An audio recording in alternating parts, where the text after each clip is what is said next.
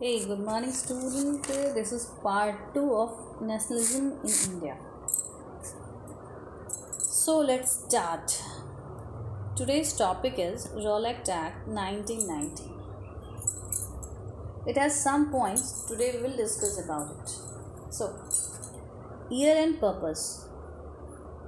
अब इन ईयर था आपका 1919 और पर्पस था कि जो भी एक्टिविटीज़ हो रही है उनके खिलाफ वो लोग ना कर पाए, मतलब डर जाए। नो ट्रायल बाय जूरी, यहाँ पे राजद्रोह के केस में जूरी के को जो था बिना सुनवाई के उनको जेल में डाल दिया जाता था। डेस्टिनेशंस विद ट्रायल, यहाँ पे पुलिस किसी भी वक्त को बिना किसी मुकदमे के 2 साल तक जेल में रख सकती थी। नेक्स्ट था हमारा प्रेस सेंसरशिप, यानी न्यूज़पेपर की शक्ति को कंट्रोल, आर्टिकल और न्यूज़ को पब्लिश करने की आज़ादी कम हो गई। अब यहाँ पुलिस का पावर क्या था? पुलिस को किसी भी घर की तलाशी लेना और बिना वारंट के अरेस्ट करने का अधिकार मिल गया। अब इंडियन लीडर का तो कुछ ना कुछ तो रिएक्शन हो गए, क्योंकि तभी वो लोग लड़ रहे थे हमारे लिए। इन एक्ट सबसे ज़्यादा विरोध जो है, इन एक्ट का सबसे ज़्यादा विरोध जो है वो गांधी जी ने किया। अब यहाँ पे उन्होंने रॉलेट सत्याग्रह भी किया था, जो अप्रैल 1919 में किया गया था, उन्होंने शुरू कर दिया। अब यहाँ पे पब्लिक रिस्पांस भी था, देश भर में हड़ताल, प्रोटेस्ट और आंदोलन हुआ। इसी दरमियान जो है हमारा जलियांवाला बाग भी 13 अप्रैल 1919 को। अब इसका इफ़ेक्ट क्या है कि यहाँ पे इन एक्ट में भारतवर्ष का ब्रिटिश सरकार पर विश्वास तो टूट गया था। लोगों का जो विश्वास था कि हाँ आज नहीं कल ठीक हो जाएगा, वो सारा टूट गया, ख़त्म हो गया, और स्वराज की उन्होंने मांग करने लगे। अगर हम कुछ लाइन में अगर इस चीज़ को डिस्क्राइब करें रॉलेट एक्ट को, तो हम लोग ऐसे बोल सकते हैं, रॉलेट एक्ट 1919 ने ब्रिटिश सरकार को बिना ट्रायल का गिरफ्तारी, सेंसरशिप और तलाश का अधिकार दिया। गांधी जी इसका विरोध करते हुए रॉलेट सत्याग्रह शुरू किया। इतना सा हम लोग कह सकते हैं। ये था हमारा रॉलेट सत्याग्रह। अब आते हैं, हमारा नेक्स्ट टॉपिक है, वो है हमारा खिलाफत मूवमेंट, जो कि 1919 से 1922 तक हुआ। अब ये क्या था ना कि ये प्रथम विश्व युद्ध, यानी फर्स्ट वर्ल्ड वॉर जो यहाँ हुआ था भारत में, मतलब पूरा विश्व में, 1914 से लेकर के 1980 तक ये चला था। इसमें क्या था ना कि तुर्की ओमानी साम्राज्य जर्मनी की तरफ से लड़ा और हार गया। अब युद्ध के बाद ब्रिटेन और उसके सहयोगी ने तुर्क पर कठोर जो है संधि थोप दी। अब इससे तुर्की साम्राज्य के जो खलीफा थे, जो मुसलमान के धार्मिक और राजनीतिक प्रमुख माने जाते थे, की शक्तियां छीन ली गई।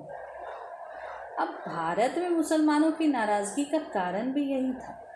तो खलीफा का पद कमज़ोर होना, मुसलमान को लगने लगा कि इस्लामी दुनिया का जो धार्मिक प्रमुख खलीफा अब शक्तिहीन हो जाएंगे। पवित्र स्थान की सुरक्षा, मुसलमानों को डर था कि मक्का, मदीना या अन्य पवित्र स्थान गैर मुसलमान शक्तियों के कब्ज़े में चला जाएगा।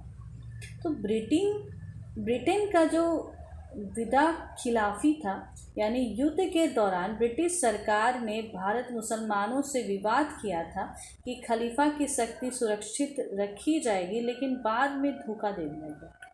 अब राष्ट्रवाद की जो भावना, यानी भारतीय मुसलमानों ने देखा कि अंग्रेज केवल धोखा और शोषण करते हैं, इससे उनकी राष्ट्रीयता आंदोलन में भागीदारी बढ़ गई। उनको पता चल गया कि ये होते कुछ और हैं, करते कुछ और।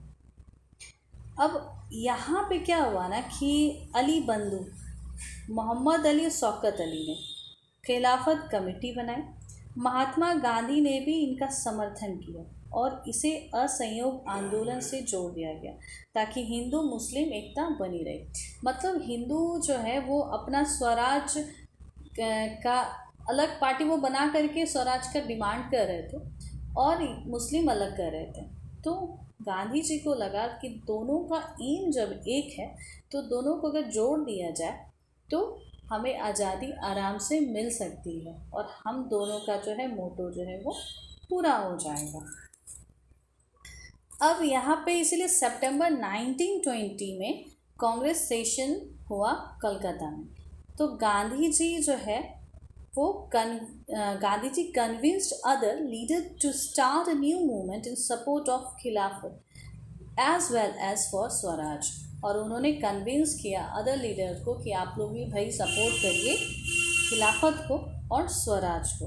और इसके बाद हिंदू और मुस्लिम लीडर एक हो जाते हैं और एक नया आंदोलन करते हैं जिसे बोलते हैं नन कॉपरेशन मूवमेंट, जिसको हिंदी में असहयोग आंदोलन भी कहा जाता है। अब why non cooperation movement? Non cooperation movement का ज़रूरत क्यों? तो हिंद स्वराज 1909 में गांधी जी ने एक बुक लिखा था जिसका नाम था हिंद स्वराज। उसमें उन्होंने बताया कि British rule was establish in India with the cooperation of Indians and had survived only because of this. तो अगर यहाँ के लोग ब्रिटिश को कॉपरेट करना बंद कर दे तो 1 साल के अंदर ही ब्रिटिश रूल ख़त्म हो जाएगा और हमारे देश से लोगों को स्वराज मिल जाएगा। तो उन्होंने ये चीज़ अपने बुक में कहा था। अब Indian not to cooperate Britishers, ये मोटो था कि इंडियन किसको कॉपरेट नहीं करेंगे तो ब्रिटिशर्स को। तो गांधी जी मुस्लिम लीडर के साथ मिल करके नन कॉपरेशन मूवमेंट करना चाहते थे।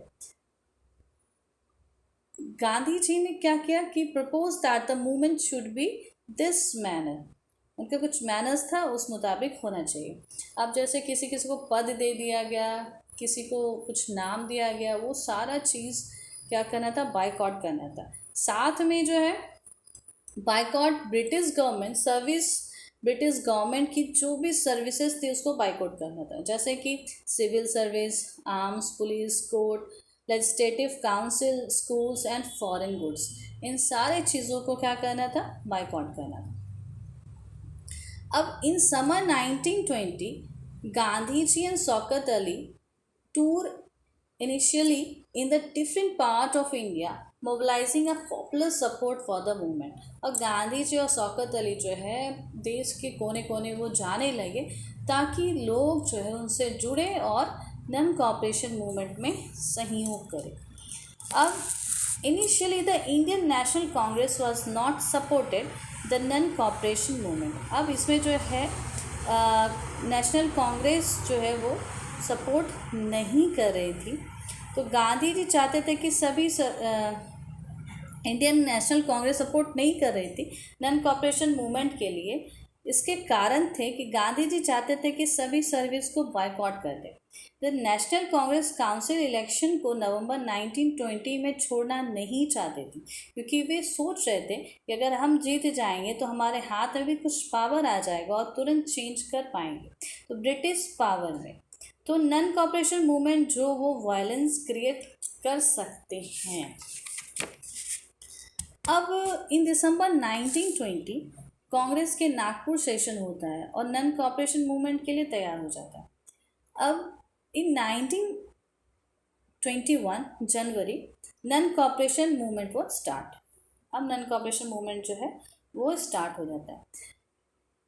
Different standards with in the movement आंदोलन आगे कैसे बढ़ता है, आंदोलन के अंदर क्या क्या होता है वो हम लोग देखेंगे। The movement in the towns, अब टाउन में जो मूवमेंट है वो क्या था। The middle class participate most in the town, जितने भी मिडिल क्लास के थे वो लोग लगभग जो है वो पार्टिसिपेट कर गए। Towards of student left the government school and colleges, teachers and headmaster resigned, lawyers gave up their legal practices, council elections were boycott except Madras, council election जो है वो भी बाइकआउट हो गया, लेकिन मद्रास को छोड़ के। Foreign goods was boycott, foreign clothes burn, और the import of the foreign clothes halved between the 1921 and 1922। एक साल में क्या हुआ, 1921 से लेकर के 1922 तक में जो ये बाइकआउट हुआ, फॉरेन का जो क्लॉथ जो यहाँ आ रहा था उस चीज़ को रोक दिया गया। तो यहाँ के जो merchant and traders refuse to trade in the foreign goods.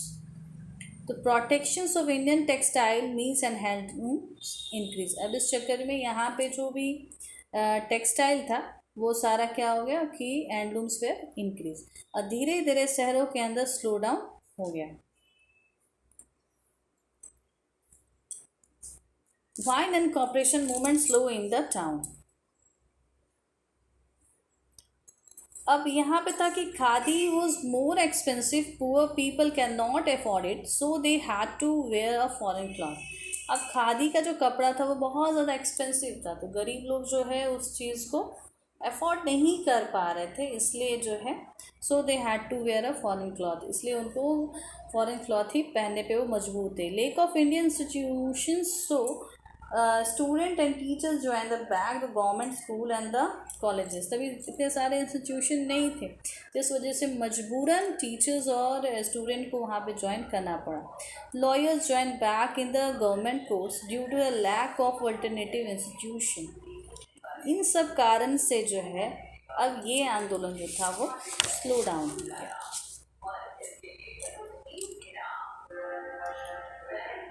Thank you, student. Have a nice day.